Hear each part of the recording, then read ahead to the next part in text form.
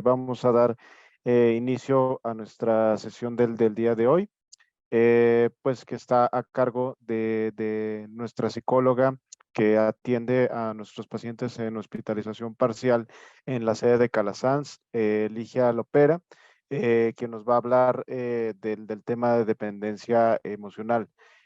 Como siempre, pues un saludo por parte del doctor Ramón, quien pues bueno se encuentra en estos momentos fuera del país, pero pues de todos modos siempre al pendiente como de todas estas actividades.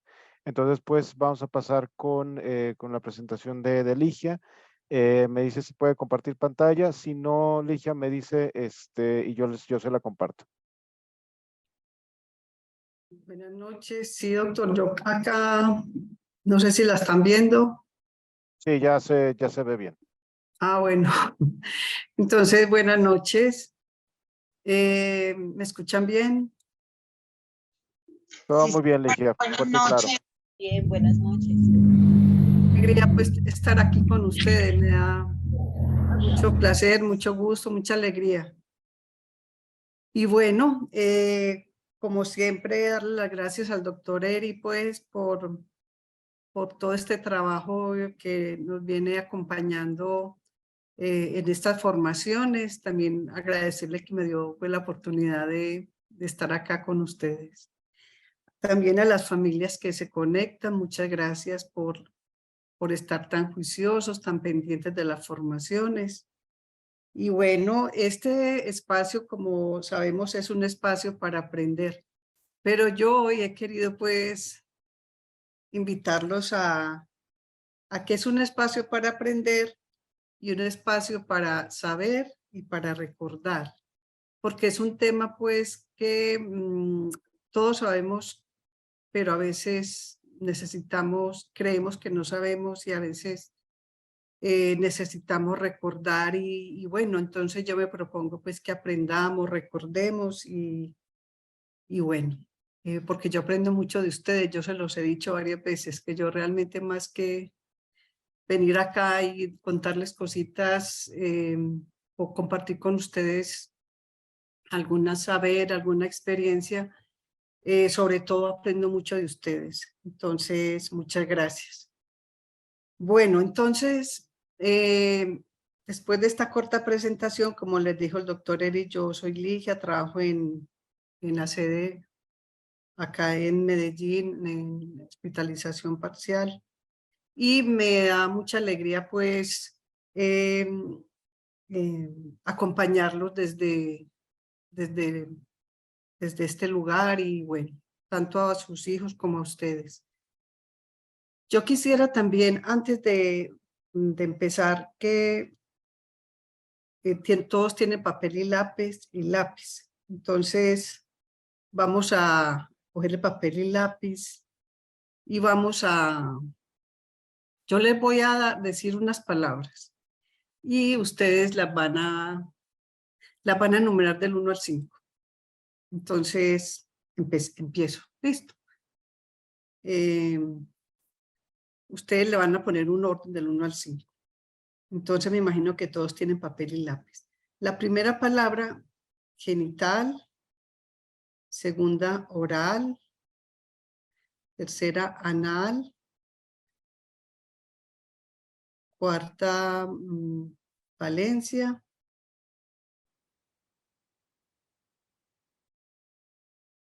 Y oral, anal, Valencia y vamos a ponerla fálica.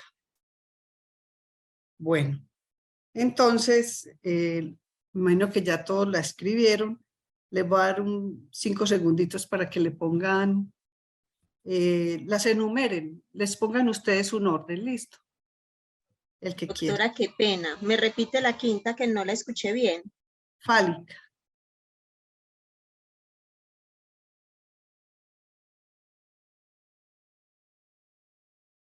Bueno, entonces esa es la primera actividad. La segunda, todos saben dibujar, ¿verdad? Yo espero que sí. Pero van a intentar dibujar un carro. Un carro, pues no, así, no tiene que ser pues un carro sencillo. Y bueno, tienen para dibujar el carro un minutico.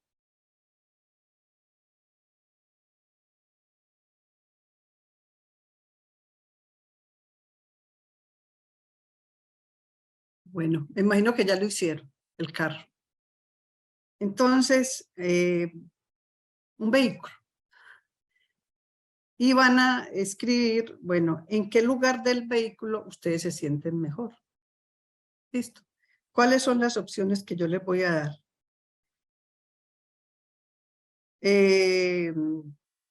Adelante, al lado de, pues, de la dirección del carro. Entonces ahí le van a poner, yo les voy a decir las partes, ustedes me dicen dónde la pusieron. Como una X o un chulito. La silla delantera. La silla trasera o la maleta. Listo. Entonces ustedes van a colocar un chulito donde se ubican. Si van en un vehículo, ¿dónde se ubican? Bueno.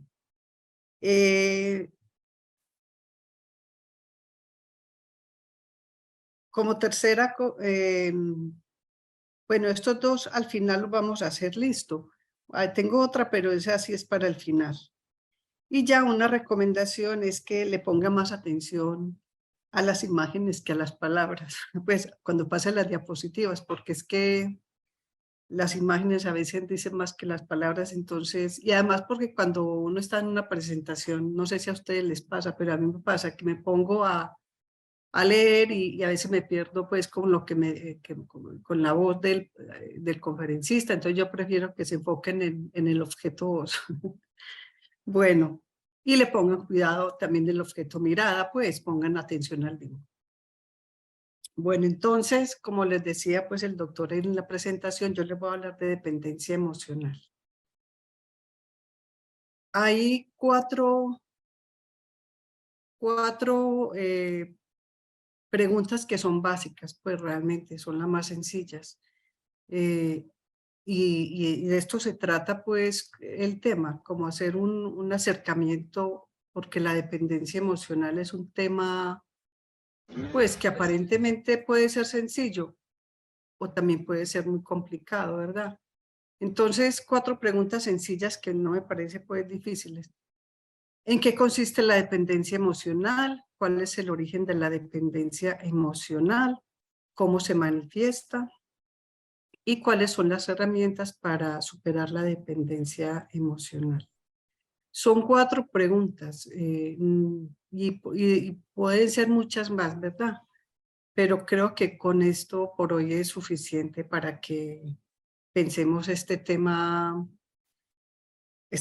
que es tan importante y bueno, que lo vivimos en la cotidianidad. Entonces la dependencia se define como sumisión, aquí no puedo ver como para, a ver, yo acá. Dependencia se define, ustedes me están viendo, me siguen viendo. Sí. Todo bien, Ligia.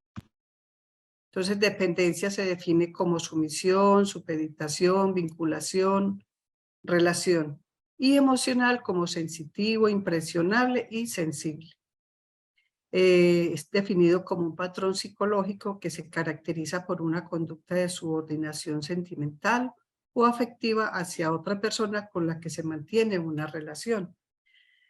Como podemos ver en la imagen, ¿no es cierto? Tenemos dos manitos agarradas de un lazo, ¿no es cierto? Ninguno se puede mover, ¿no es cierto? Uno unido al otro. De alguna manera esto es la dependencia emocional, se convierte en algo que nos ata, que nos esclaviza, pues, porque lo que más se parece a esta imagen es, yo no sé si a ustedes les evoca, a mí me evoca la imagen de esclavitud. Entonces, de subordinación también, donde uno está, digamos, subordinado al otro, depende del otro o de la otra, ¿no es cierto? Entonces, bueno. ¿Cuáles son las manifestaciones de la dependencia emocional? Son muchas, muchísimas, ¿no es cierto? Acá traje algunas. Ansiedad, miedo a la soledad y al abandono, angustia, quejas y demandas de atención, dificultad para tomar decisiones, desconfianza e inseguridad, duelo complicado, baja autoestima, miedo a la soledad, inseguridad y culpa.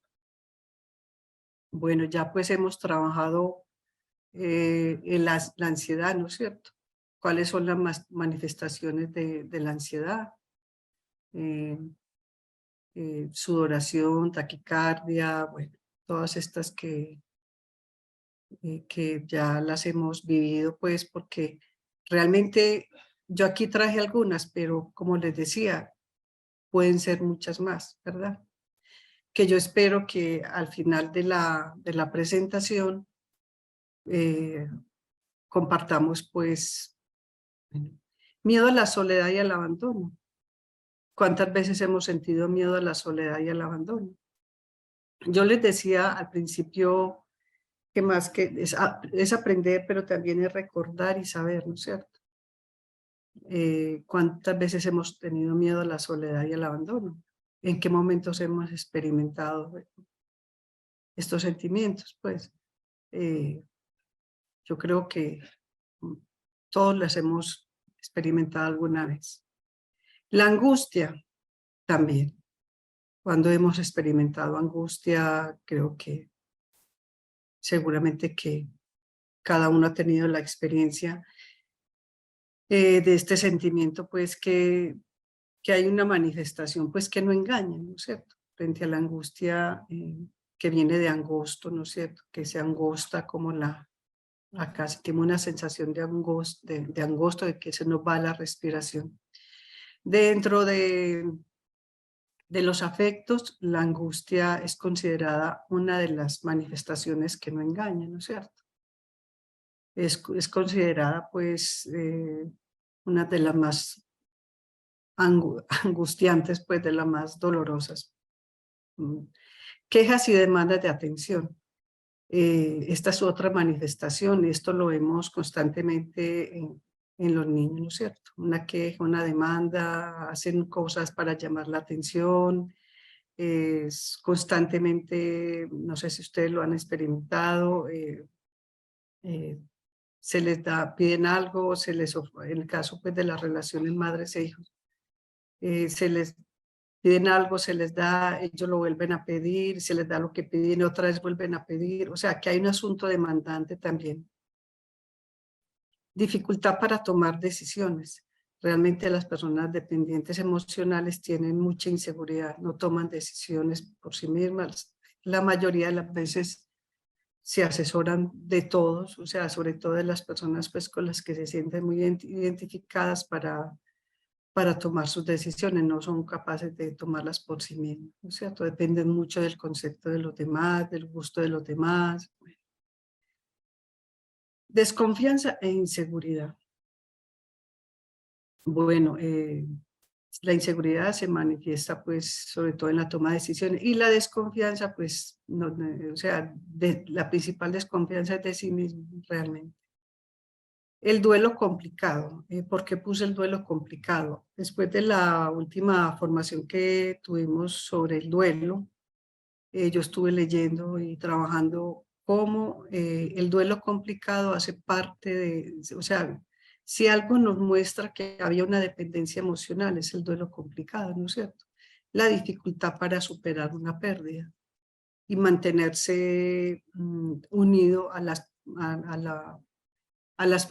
los objetos, a las personas que han perdido. Entonces decimos que había una dependencia, porque lo normal es que cuando hay una pérdida, la persona le retire, digamos, al objeto, a la persona, la investidura, el afecto que le tenía, lo ponga nuevamente en la realidad.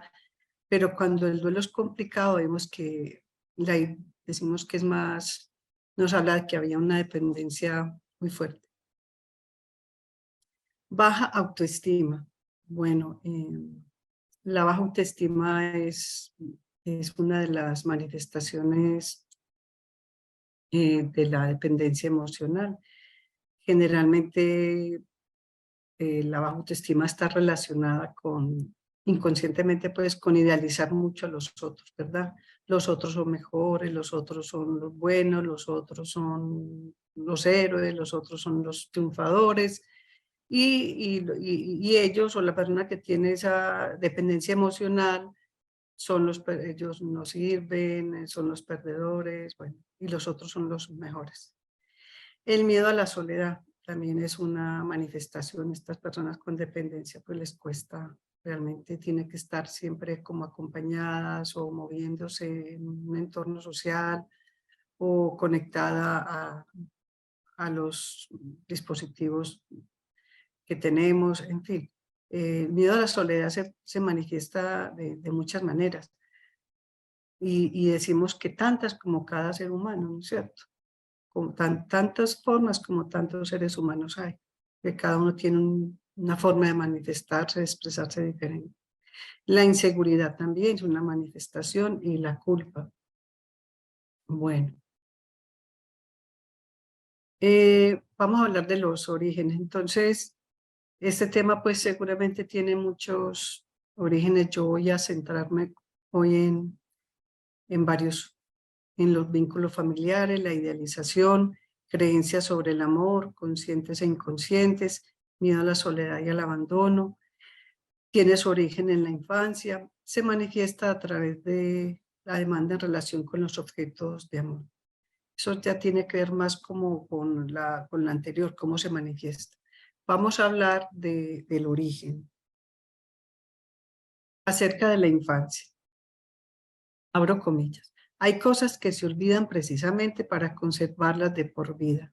Y desde allí, desde ese lugar de saber, construido con olvidos, gobiernan parte de nuestras vidas. A ese lugar Freud lo llamó inconsciente.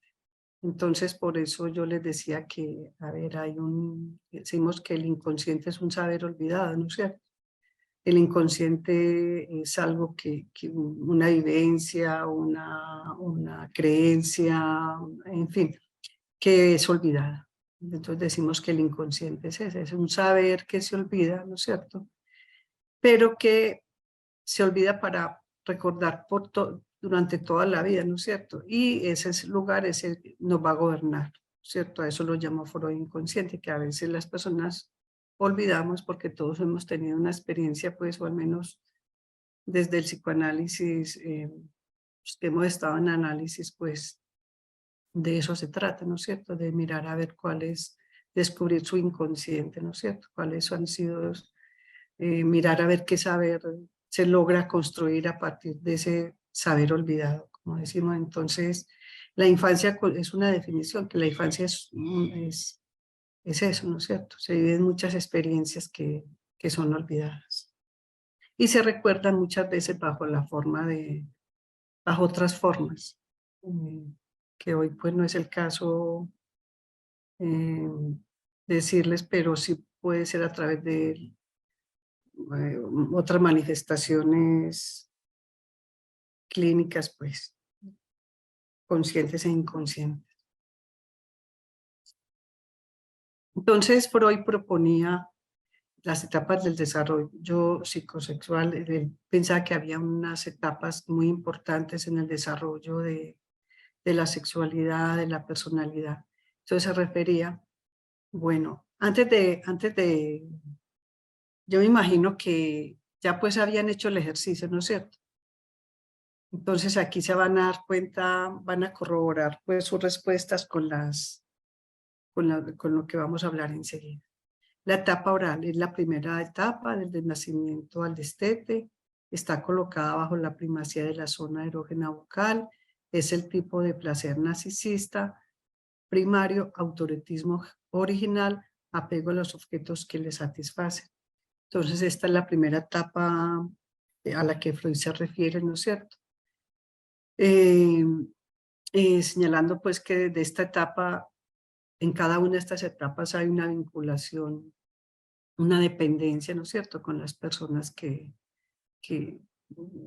rodean al infante, y precisamente tiene que ver con la satisfacción pues de esas necesidades que presenta el infante. Esta etapa es muy bonita y yo creo que ya esto que voy a decir, ustedes me lo han escuchado en las otras formaciones. Y es que una madre al principio, pues, cuando los recién nacidos por los bebés, tratan de satisfacer, ¿no es cierto? Entonces el niño se expresa a través del llanto, expresa si tiene hambre, si está enfermito, si quiere que lo carguen, que lo mimen, o si está mojadito, bueno. Entonces, a través de las respuestas que da la madre, se va creando una dependencia, decimos una cadena, dicho más técnicamente, una cadena significante, una comunicación entre el infante y la mamá. Entonces, esta es la primera etapa, bueno, a la que Freud se va a referir, no solamente Freud, muchos autores postfreudianos se refieren a ella. Y sobre estas etapas también se han generado muchas otras teorías del apego, de la vinculación, etc. La segunda etapa, la anal, se da desde finales de la etapa oral hasta los 3 años de edad. Está colocada bajo la zona erógena del ano, el aseo y a los cuidados de la madre. Se asocian a la madre emociones contradictorias y ambivalentes. Yo aquí les doy, digamos, cosas generales, pero por ejemplo, miremos la imagen, ¿no es cierto? Realmente estos decimos que, pues según los estudios, ¿no es cierto? Los casos, las investigaciones, que a esta etapa se asocian, digamos, también emociones, dependencias, al cuidado, ¿no es cierto? Y gran parte del estudio se centra en cómo se puede desarrollar, digamos, las emociones contradictorias y ambivalentes, ¿no es cierto? Es el caso, por ejemplo, cómo percibe un ser humano, un infante, los cuidados de la madre, si amorosos o de repudio, ¿me entiendes? O sea, entonces ahí donde se empieza como hay una dependencia, pero a la vez el niño, como el infante empieza a percibir esas respuestas de la madre en estos momentos del desarrollo. La etapa fálica dura entre los 3 y los 5 años, está asociada a la zona erógena de los genitales, curiosidad por las diferencias entre hombres y mujeres, niños y niñas. Entonces, es como la etapa asociada como sí, a la diferencia sexual, al reconocimiento pues, de los sexos y las diferencias de los sexos. En esta etapa, Freud la relacionó con la aparición del Edipo. Aquí tenemos una imagencita que dice, si la pueden ver, está el niño entre papá y mamá y le dice, celoso porque vos no la conoces desde que naciste y yo sí. Entonces, y ahí en la mitad, pues al ladito de la mami, bueno, Freud la relacionó con la aparición del Edipo. Los niños sienten atracción hacia la persona de la madre y sienten celos o miedo del padre. En la niña, expresión erótica hacia el padre con hostilidad y celos hacia la figura materna. Le repito que esto es un abrebocas porque realmente, ¿qué se genera, digamos, del Edipo? ¿Qué sentimientos, qué dependencia al padre, qué identificación a la madre? De esas hostilidades que se generan. Entonces, bueno, ahí está pues bien ilustrado como el Edipo. La etapa de latencia empieza desde los 7 años y se extiende hasta el inicio de la pubertad.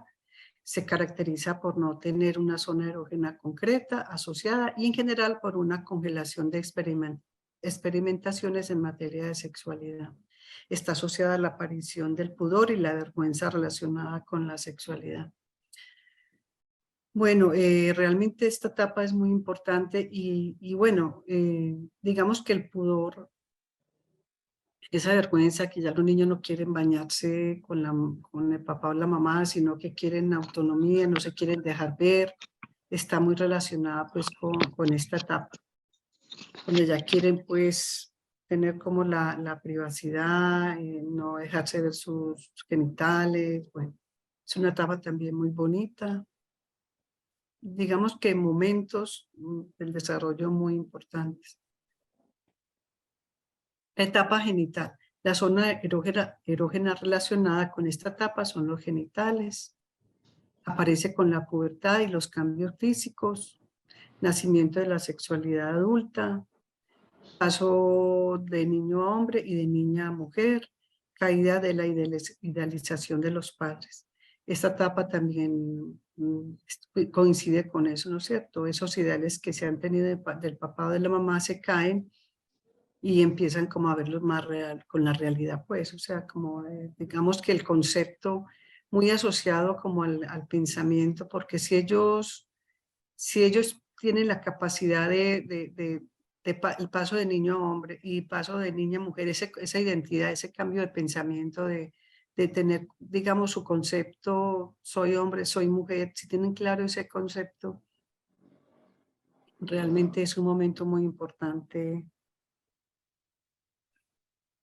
Bueno, problemas. Realmente cada etapa conlleva dificultades y problemas que el infante debe resolver en relación con los padres. Debe hacer frente a las exigencias y a las obligaciones que tiene en cada momento de su vida. Realmente, frente a las etapas anteriores, en cada etapa, digamos, hay unas tareas, ¿no es cierto?, que el niño debe resolver. Aprender a ir al baño, por ejemplo. Ir a hacer su aseo, aprenderse a bañar, a vestir, a empezar como a depender menos de los padres, sino que empezar a actuar más por sí mismo. Entonces, y también decimos que hay unas dificultades y problemas en relación a a los sentimientos que en cada momento pueden quedar, digamos, o las emociones que pueden quedar en cada momento, cómo se las juegan, cómo las resuelven. Entonces decimos que no es nada fácil realmente la infancia. Pasar de estas etapas, cada una conlleva pues sus momentos, sus tareas. Bueno, pasamos ahora a los vínculos familiares. Bowlby, a partir de Freud, pues él desarrolla, partiendo pues de la teoría, desarrolla 4 formas de vínculos o apegos: el seguro, el ambivalente, desorganizados, evitativos. El vínculo seguro se caracteriza por ser dependiente y se tiene confianza en el vínculo. El ambivalente, se reconoce la dependencia, pero es difícil confiar. Desorganizado, mezcla de patrones evitativos y ambivalentes. Evitativo, falta de preferencia. Este es un tema muy importante para las familias, es un tema que a mí me parece que a mí personalmente me ha permitido, pues, en las formaciones que he tenido y en los talleres con los pacientes, ayudar a pensar. Uno de los talleres es sobre los vínculos familiares, cómo perciben su vínculo. Y a partir de ahí, cómo logramos generar como cambios dentro de cada uno de estos vínculos. Bueno, pasamos a la idealización. Idealización es sinónimo de embellecer, de elevar y de ensalzar. La idealización, estamos hablando, ¿no es cierto?, que origina la dependencia. Percepción de que otra persona es mejor o tiene atributos más deseables, que lo hacen más bello o agradable de lo que realmente es. Y apartar de la conciencia lo considerado malo o negativo. Otorgar un valor o poder especial a una persona de la que se depende emocionalmente. Traigo este de la idealización porque a propósito también pues como el tema del duelo, ¿no es cierto? El tema de la formación pasada, que me detuve a pensar también y a leer y a profundizar cómo en los duelos complicados generalmente aparece una idealización del otro, completamente. O sea, es hermoso, es bello, es lo último, es súper. Y enseguida vamos a mirar el tema con respecto a ellos que ven, ¿no es cierto? Entonces, en el tema del duelo complicado, el trabajo, pues, que es bien complicado, ¿no es cierto? es porque la persona tiene que, digamos, hacer el proceso de no reconocerse en el lugar que se ha puesto o que el otro lo ha puesto. Porque lo que encontramos en el duelo es que la persona, en la dependencia emocional, la persona se identifica mucho a los ideales del otro, de la persona de la que se depende emocionalmente. Entonces, por eso resulta tan complicado, ¿no es cierto? Porque resultan identificándose a lo que el otro quiere, a lo que el otro desea, bueno, en detrimento de lo que la persona quiere, la persona que es dependiente. Pasamos ahora a mitos acerca de la soledad. Existen muchos mitos, ¿verdad? Yo traje 3. La soledad es mala, es un problema de viejos y es igual al aislamiento social.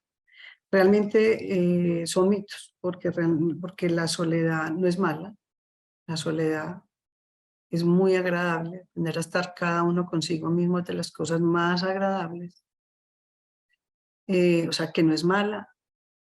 O sea, claro que hay, como se analiza en el mito, bueno, hay personas que de pronto es que se van al extremo, ¿no es cierto? Que siempre permanecen solas, no. Pero la soledad como tal no es mala. ¿Es un problema de viejos? No. Se sabe que a raíz de la pandemia nos dimos cuenta, pues se tomó más conciencia que la soledad no es un problema de viejos, porque es que hay jóvenes que se sienten solos, ¿cierto? En medio se sienten, en medio de muchas personas se sienten experimentan la soledad como una experiencia, digamos, subjetiva. Entonces no es una experiencia no solamente de viejos. Y es igual al aislamiento social. No, el aislamiento social fue lo que vivimos en la pandemia. Nos tuvimos que aislar, ¿verdad? Pero no es lo mismo. A las personas que se aíslan socialmente porque están solas son cosas diferentes. Herramientas. Bueno, yo les traje algunas, pero realmente yo sé que ustedes, aquí hay tantas herramientas como seres humanos. Pero yo aquí les traje estas, pues que las podemos discutir y las podemos complementar con las de ustedes. Lo primero, reconocer la dependencia emocional. ¿Por qué es lo primero? Porque realmente da mucha dificultad reconocer la dependencia emocional. No todos reconocen la dependencia emocional. Lo ven como un estado normal, como esa realidad, como que sí, como han sido, creen que esa es la realidad y no saben estar fuera de esta realidad, no saben estar, sino que la realidad es ser dependientes emocionales. Entonces, parte del trabajo precisamente dentro de la clínica, el trabajo clínico es ayudar a reconocer esa realidad, que no es la realidad. O sea, que la realidad no es vivir dependiente de otro o de otra. Reforzar la autoestima. Ahora sí, pues yo les ponía como un ejercicio de que simularan estar en un carro, ¿no es cierto? Entonces, un caso más extremo de a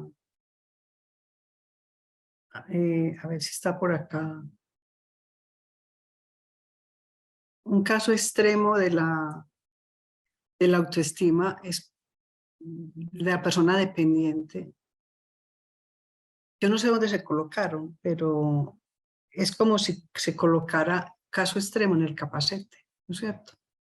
La persona dependiente emocional no se visualiza en el carro manejando, ¿no? El que va manejando es otro, es el ideal. Aquel del cual se sienten identificados, o a un lado de ellos, o atrás de ellos, o peor aún en el capacete. Eso pasa con la persona que le falta autoestima realmente. Sé tú mismo y aprende a estar contigo. Este es un trabajo, ¿no es cierto? Un trabajo por hacer, por descubrir, por ayudar como una herramienta muy importante que se acompaña pues a cada uno, el uno por uno, cómo descubre cada uno estar consigo mismo, qué cosas le gustan, cuáles son sus motivaciones, cuáles son sus deseos, en qué momento perdón la expresión, se desconfiguró y pasó al capacete y entregó el volante, ¿no es cierto? Entonces dejó de pensar en sí mismo, en sus deseos, en sus cosas. Aceptar el cambio. Bueno, sabemos que el cambio, la incertidumbre, la impermanencia, si algo nos enseñó pues del cambio, la incertidumbre y la impermanencia fue la pandemia. Claro, porque imagínense, a todos nos llegó y cambie y acomódese a nuevas situaciones y una cantidad de cambios, ¿no es cierto? Entonces, ¿cómo trabajamos eso, no es cierto? La incertidumbre, la impermanencia, también es un camino por recorrer, ¿no es cierto?, dentro de un trabajo clínico. Cultivar la espiritualidad. Bueno, cada uno cultiva su espiritualidad, del referente que tiene, de las bases que tiene. Amar de una forma racional. Bueno, si algo nos enseña la dependencia emocional es que no se ama de una forma racional, sino irracional. Dependo de ti, hago lo que tú digas, dime qué hago, o tantos dichos. Dime qué esperas de mí, seré lo que tú quieres, pues todo eso es muy irracional, realmente. Fomentar la vida social. Yo no sé si ustedes se han percatado, estoy segura que sí. Yo les dije que yo no les iba pues realmente a enseñar nada porque lo que yo vine fue como a recordarles y a recordarme, aprender, pero a recordarnos, ¿no es cierto? Que una persona con dependiente emocional se aísla del entorno social. O sea, dejan a un lado a los amigos, a la familia y se enfoca solamente en la persona de la cual tienen esa dependencia, se olvidan pues como que de su entorno. Y cuando termina la relación vuelven otra vez a recuperar la amistad, los amigos, las actividades. Bueno, conciencia y atención plena. Este es un tema muy profundo, realmente yo sé que ustedes saben más que yo, pero yo lo trabajo mucho, créanme, lo estoy trabajando. Conciencia y atención plena. Enfocarnos, cómo podemos enfocarnos en por ejemplo, en este momento, ¿no es cierto? Si lo practicáramos como debe ser, es que estemos todos atentos a esta exposición, a esta formación. Eso sería una conciencia de atención plena, no estamos pendientes ni el celular, ni la televisión, no, estamos poniéndole toda la atención a esta formación. Fomentar hábitos saludables. Alimentación, sueño, descanso, cultura, recreación, diversión, ¿cierto? Que no se nos olvide, pues, o sea, a veces el trabajo, pues, gran parte, y ustedes lo saben, que el trabajo que hacemos, pues, con los pacientes es fomentar hábitos saludables, es recuperar su ser, ¿no es cierto? Todo lo que tiene que ver con el autocuidado, bueno. Buscar ayuda profesional, sí, yo creo que la persona cuando sufre busca ayuda profesional, porque es que la dependencia genera mucho sufrimiento. ¿Y quién no ha sufrido en una relación? Entonces, hay veces, o sea, no todos tienen que buscar ayuda, pero hay quien busca ayuda porque reconoce o sufre. Y eso lo lleva a ir a mirar, a buscar, porque sufre. Y bueno, para sorpresa, muchas veces sí ha sido dependiente de una relación, bueno, y de todo lo que rodea a una persona, no solamente de la persona, los lugares, los gustos de esa otra persona a la cual han estado idealizando. Entonces, por eso a veces resulta tan complicado, ¿no es cierto? y no es tan fácil. Entonces buscan ayuda porque tienen que recorrer recorrer un camino más largo para lograr como, digamos, independizarse de aquello que las mantenía sujetas, dependientes en la relación. Bueno, acá pues para ir finalizando, yo quería compartir esta reflexión. Necesitas amarte para amar, respetarte para respetar, valorarte para valorar, aceptarte para aceptar. Necesita amarte, pues sí, tiene que ver con ese amor a sí mismo.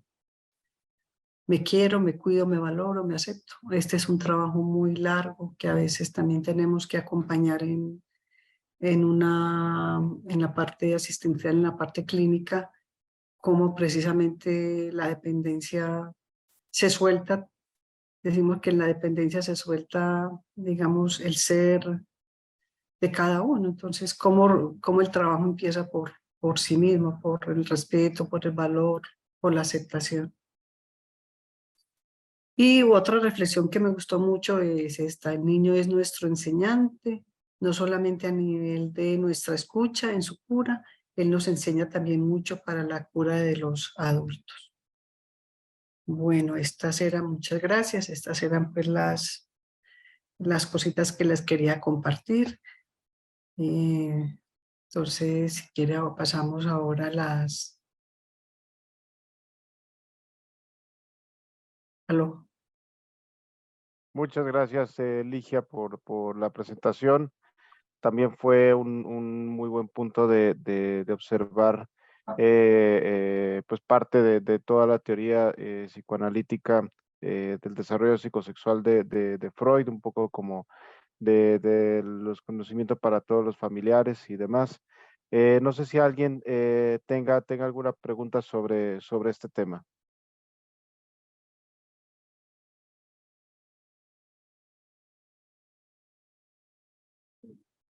Mientras van pensando.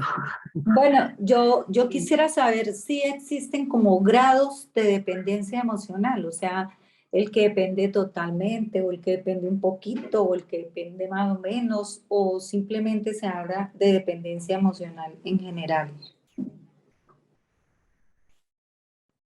Yo tengo, pues me atrevería como a responderte que depende de los efectos, ¿no es cierto?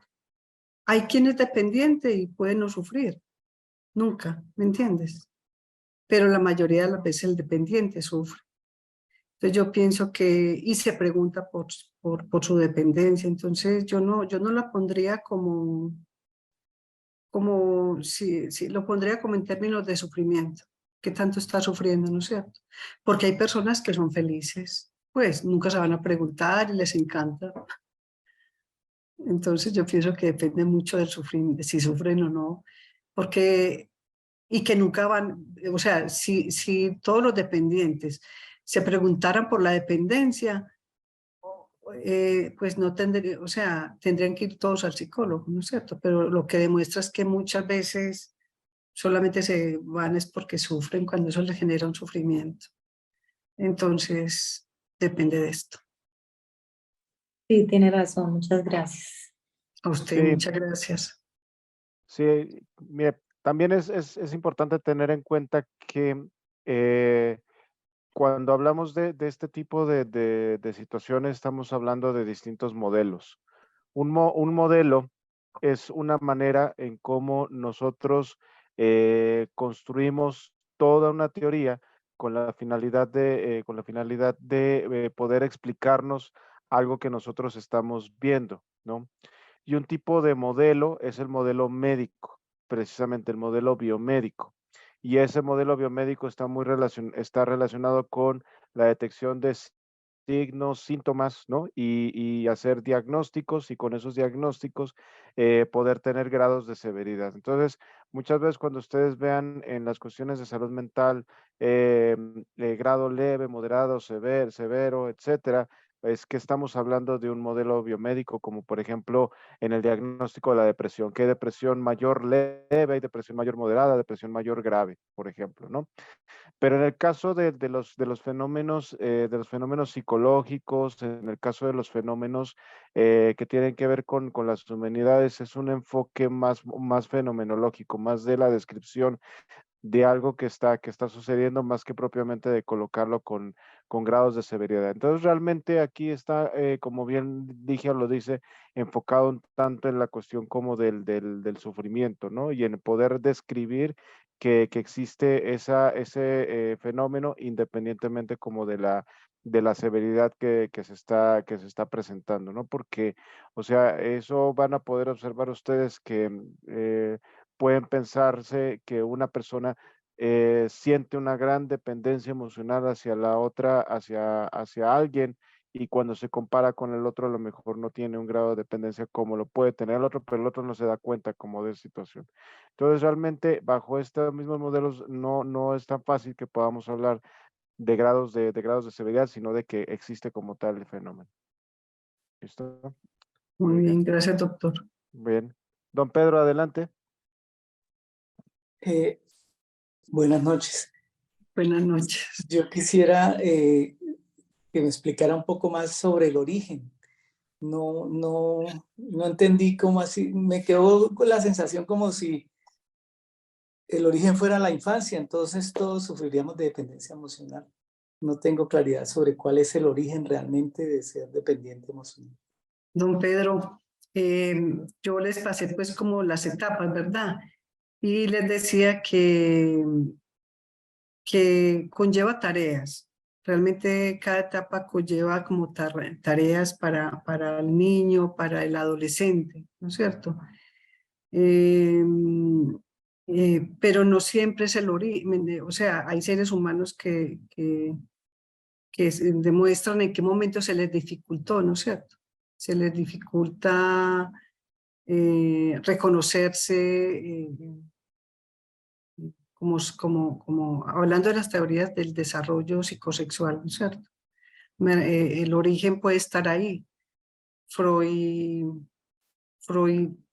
defendió muchísimo esta teoría y está el origen, cómo se ha vivido la infancia, cómo se ha percibido, qué dichos, digamos, comandan inconscientemente, pero eso se descubre en la clínica, ¿no es cierto? Dos dichos que fueron lo que fue percibido en relación a los padres, recuerdos olvidados, el origen puede, o sea, esa es como el nacimiento del lenguaje, el desarrollo del pensamiento, cómo estas etapas están asociadas, don Pedro, como al lenguaje, el pensamiento, bueno, y cómo lo que encontramos es que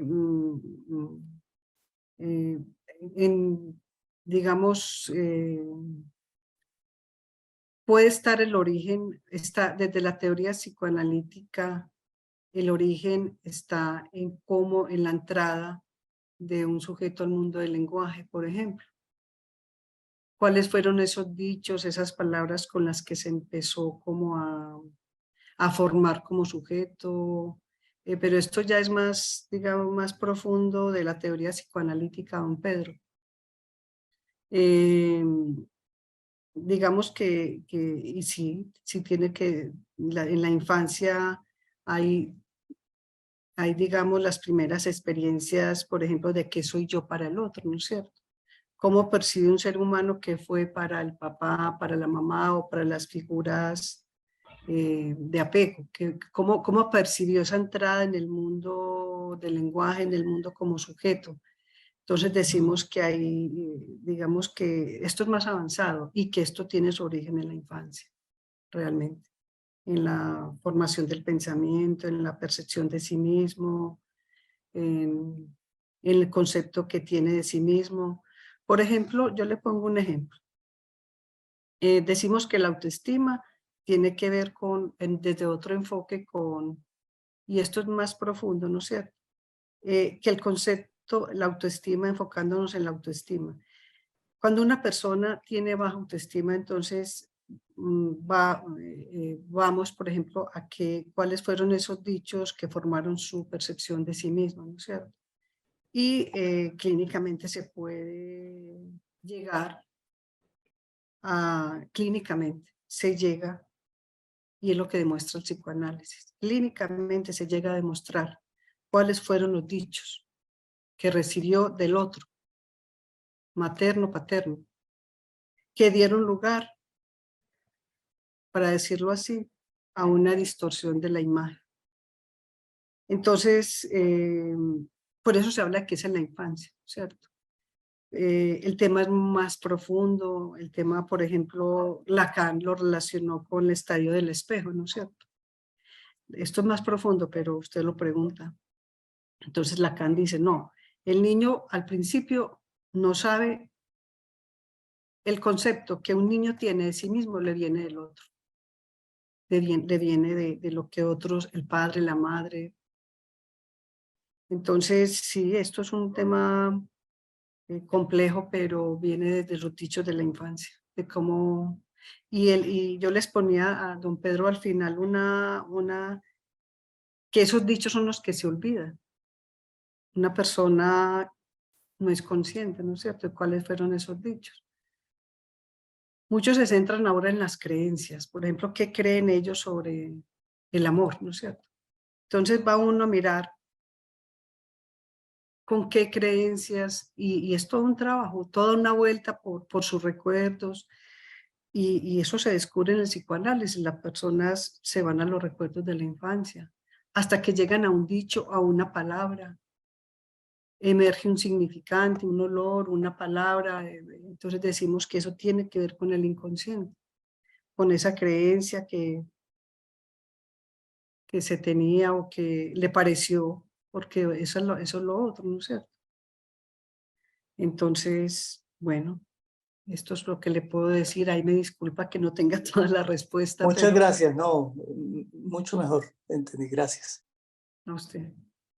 Y me disculpa las vueltas que le di. Pero créame, don Pedro, que a mí me ha tocado darlas para entender. Eso pasa con las vueltas, eso pasa un poco en la clínica, con la dependencia. Uno da vueltas y vueltas y vueltas y se queja que fue culpa del otro, que fue culpa del otro, que es que el otro me volvió así, para terminar diciendo, pues, para terminar reconociendo que no, que él tomó la decisión de ser dependiente emocional, que el otro, pues, hizo lo que él permitió que el otro hiciera, ¿no es cierto? Esa teoría, por ejemplo, que situar la responsabilidad en cada uno, al final la decisión de cada persona ser dependiente o no, eso es lo que se espera. Realmente en un trabajo, cuando la persona se pregunta por la dependencia, que deje culpar a los otros, sino que diga, no, yo decidí ser dependiente, pero para decir eso, tiene que dar muchas vueltas. Y la vuelta la da por esos recuerdos de la infancia, por esos dichos, porque al principio se empieza culpando. Es que mi mamá me decía, mi papá me decía, es que mi mamá me trató así, el papá me trató, y para terminar diciendo, no. O sea, para realmente la apuesta no es que papá tenga la culpa, ni la mamá, sino que cada uno decidió cómo interpretó, cómo se leyó, ¿me entiendes? Como que a veces es un asunto de rectificación del pensamiento. A veces así de sencillo. Que la frase a veces está muy incompleta. Pero cuando la persona reconoce que la responsabilidad recae sobre él mismo en la dependencia, bueno, ya es otro momento de sujeto. Ya decimos que es él manejando el carro, no en el capacete. Muy bien, Ligia, muchas gracias. Gracias. Nos preguntan acá en el chat, ¿qué características tiene una persona con dependencia emocional? Las características fueron, digamos, las manifestaciones. Son personas ansiosas, se angustian mucho. Le voy a hablar un poco de la angustia. Vean. La angustia es desde el psicoanálisis, pues. Decimos que es poner al otro en el lugar del vacío, ¿cierto? Entonces decimos que la angustia es una de las manifestaciones más. Cuando el objeto falta, decimos que todos tenemos un vacío, listo. lo tapamos, lo obturamos con el otro, con nosotros. Entonces la angustia es una de las más, la persona se angustia, o sea, le falta el objeto de amor o la persona amada y la persona entra en angustia porque ha puesto en el lugar del vacío, de la falta, ha puesto el otro. Entonces decimos que la angustia es poner el otro en el lugar de la falta, cuando realmente pues uno puede ir sin los otros, realmente. La ansiedad, la culpa, todas de las que yo hablé ahorita. El miedo a la inseguridad para tomar decisiones, son personas supremamente inseguras. La culpa de que si se terminó la relación fue por culpa de ellos. Entonces decimos que hay muchas manifestaciones de las que yo les hablé al principio en las diapositivas, pero no son las únicas. Yo ahí les traje como una abreboca realmente, pero son muchísimas. Eso es, muy bien. Y bueno, nos mandan unas felicitaciones acá en el chat. Muchas gracias a don Gabriel Jaime, también a doña Diana por todas sus felicitaciones. Y vamos a cerrar con la pregunta de doña Claudia. Adelante. Bueno, quisiera saber si una persona tiene como la tendencia a ser dependiente emocional. Me explico. Si una persona tuvo dependencia emocional de sus papás, después dependencia emocional con un novio y terminó esa relación y vuelve a tener dependencia emocional con otra, o sea, ¿esto es una característica que permanece o puede ser que en algún momento tenga una relación con dependencia y otra relación que no sea así? ¿Yo qué creo, doña Claudia?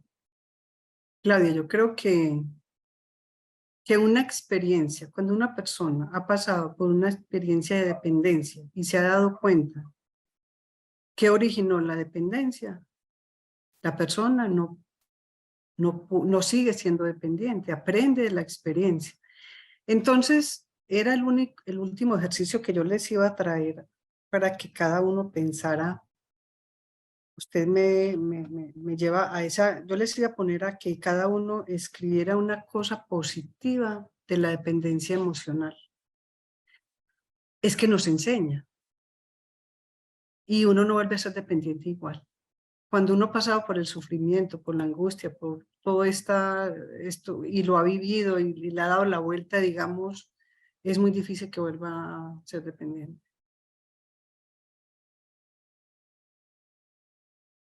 Porque yo pues pienso como que hay personas que se caracterizan, que como que les cuesta trabajo desprenderse en caso de relaciones sentimentales, les cuesta trabajo desprenderse de esas personas, se vuelven como que, pues sí, es esa dependencia, ¿no? Entonces pensaba si es una característica, si permanece en el tiempo o Yo no. creo, pero me haces pensar, ¿sabes qué? En la idealización.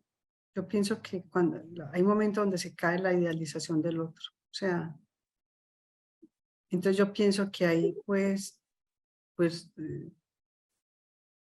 eso se tiene que caer, la idealización. Ese es el trabajo realmente.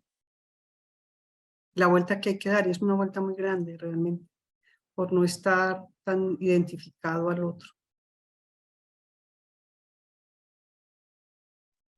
Listo, muchas gracias. Acá Espero pues, Claudia, que son abrebocas, Claudia, como doctor.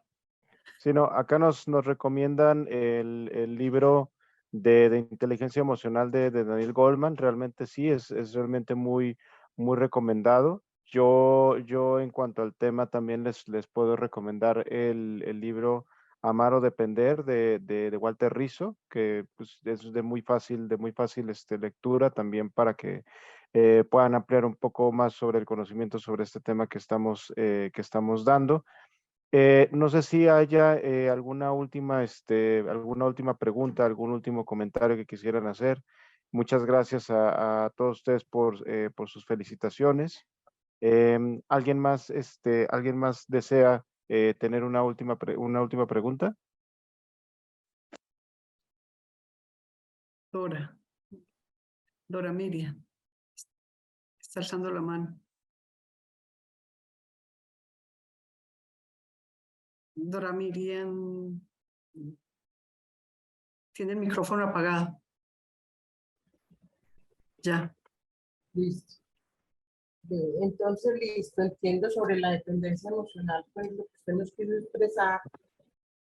Yo siento que en un momento dado todos tenemos una dependencia emocional y que cuando usted le explicaba pues al señor Pedro que viene desde la infancia, digo, a todos los casos hay momentos en que somos dependientes netamente del cuidador, del padre, del maestro, etc.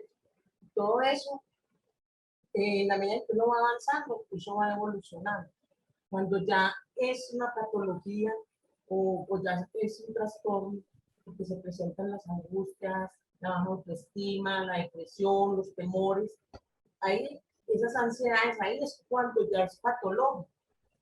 Y cuando usted decía, señora Liz, que cuando uno ya sufre eso, después no lo vuelve a sufrir, pero en el caso de la baja autoestima, ¿qué?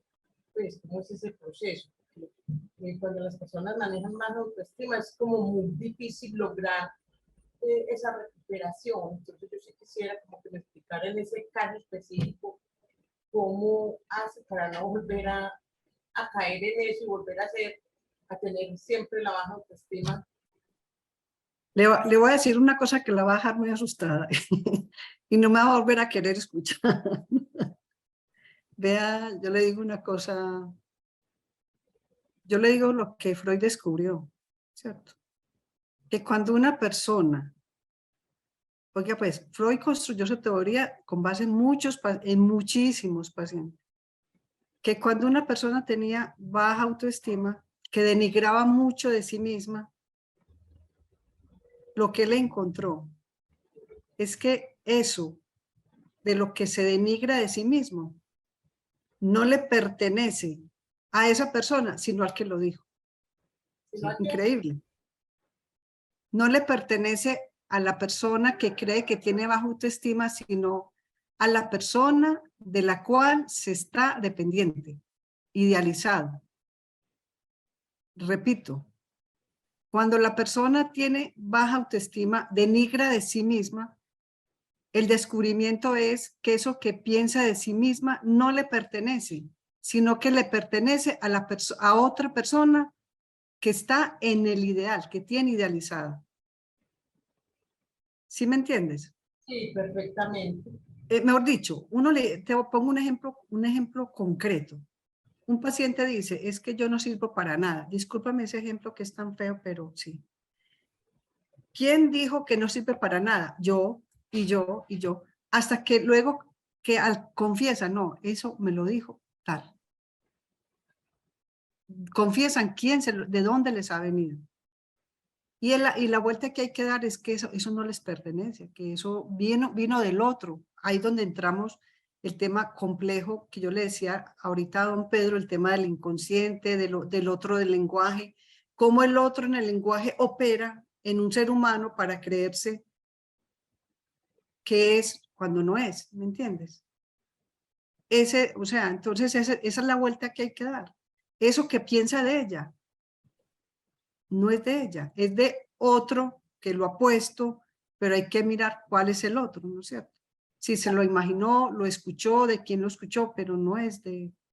Entonces, esa es la vuelta que hay que dar. Yo pienso que ese es el trabajo que tenemos que dar, pero espero pues que te sirva de respuesta, que realmente... Pero entonces ustedes en el trabajo que hacen allá con esas personas trabajan pues eso como para que entiendan que realmente no es de él, sino algo de las personas que él tiene idealizado, ¿cierto? Para que ellos empiecen a trabajar. Sí, ese es el trabajo que hacemos. Ese más los autocuidados, más las habilidades para la vida, más herramientas de regulación emocional para regular la ansiedad. Claro que sí. Eso es un tema esencial. Estamos cortos de tiempo, pero es que yo tengo una pregunta que me parece muy interesante, no sé si se pueda responder ahora o en otro espacio. Es sobre dos conceptos muy interesantes acerca de todo este proceso, ¿sí? Yo sé que muchas de las diapositivas que se presentaron acá tienen un fundamento freudiano, ¿sí?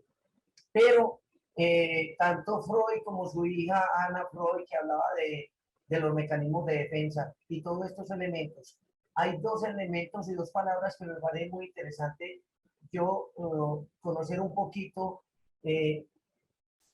sobre esa diferencia, porque una cosa es la culpabilidad,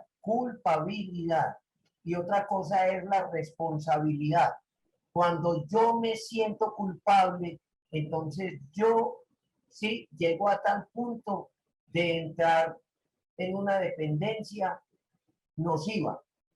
Y cuando yo soy responsable, sí, yo le trabajo a esa responsabilidad, es que yo soy responsable, pero si yo me echo la culpa y me echo la culpa, es que la culpa la tenemos nosotros por esto y esto y esto. Entonces ahí resulta una enfermedad inclusive que es familiar y que se va transportando a través de los hijos y de todo eso.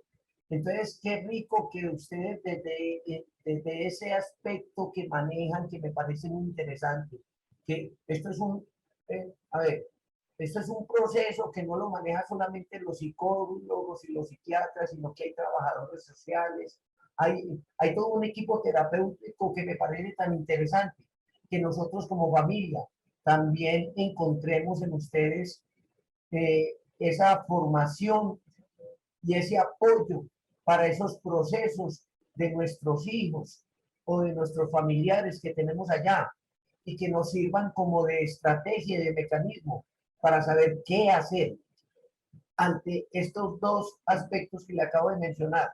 Dos palabras fundamentales, la culpabilidad y la responsabilidad.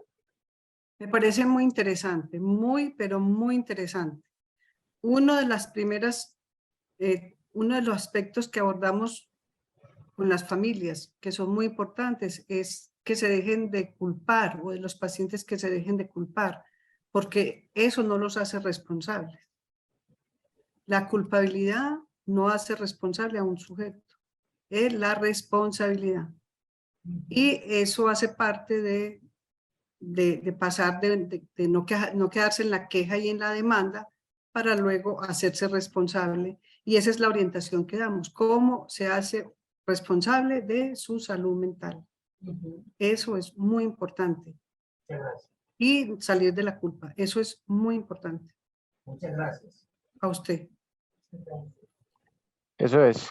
También yo quería comentarles, pues, que el tema de amar, y esto retomando un filósofo chileno que es Humberto Maturana, es reconocer y respetar al otro como un legítimo otro, ¿cierto?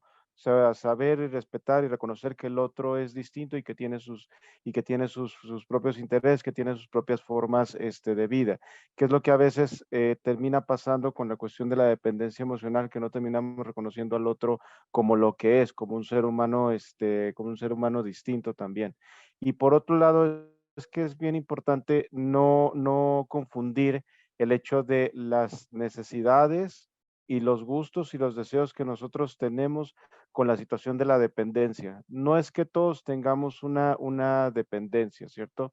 Todos tenemos necesidades, todos tenemos placeres, todos tenemos la necesidad de ligarnos con el otro, ¿cierto? Todos tenemos vínculos que vienen directamente de la naturaleza y que nos ayudan a sobrevivir, como es la necesidad de vincularlos, la necesidad de tener y de generarnos espacios de protección con nuestros progenitores también, ¿cierto? Y también como de proteger como a nuestros hijos también en cuanto a este sentido. Pero ya cuando estamos hablando de una dependencia emocional, estamos hablando de un marco relacional en el cual se presenta una persona que se observa a sí misma, ¿cierto? Como desvalida, como una persona que no puede echar en mano de sí mismo, ¿cierto? Y que también es vista como desvalida como por el otro, ¿cierto?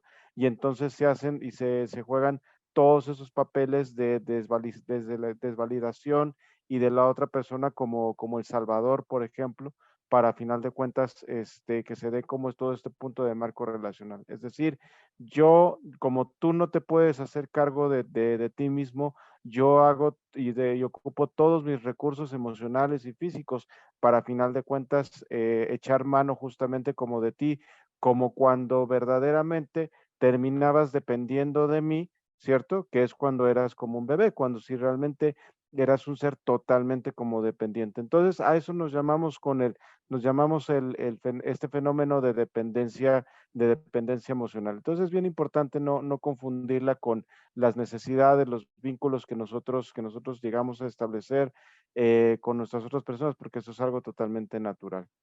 Pero bueno, pues nos quedamos ya ahorita ya sin tiempo. Les agradecemos a todos pues su presencia como siempre en estas sesiones académicas, a Ligia por presentar este tema que abre para mucho, ¿cierto? Que abre para mucho, que es un tema que también nosotros trabajamos de manera muy importante con nuestros familiares, porque muchas veces vemos, ¿cierto?, cómo la adicción está muy llena justamente de estas situaciones de dependencia emocional y muchas veces como familiares, a través como de eso, evitamos que la otra persona crezca, que la otra persona genere cambios también y que es una parte fundamental del trabajo que realizamos con nuestras familias. Ligia, no sé si quiera decir algunas últimas palabras antes de despedirnos. Sí, no, doctor, yo quería decirles que, pues, no, si se van con preguntas, y créanme que yo también me quedo con muchas preguntas, yo pienso que se ha logrado como el objetivo, porque no era pues llenar de respuestas, sino también como de mirar a ver qué nos mueve a seguir trabajando en cada uno, en las familias. Eso es, exactamente. Bueno, pues muy bien. Pues muchas gracias a todos, como siempre. Les estaremos hablando para la próxima semana de cuál es el siguiente tema a dar, pero como siempre lo haremos los miércoles en punto de las 7 de la noche. A todos, muchísimas gracias y pasen muy buenas noches. Gracias, chao. Muchas gracias a ustedes. Que Dios los bendiga. Gracias, feliz noche.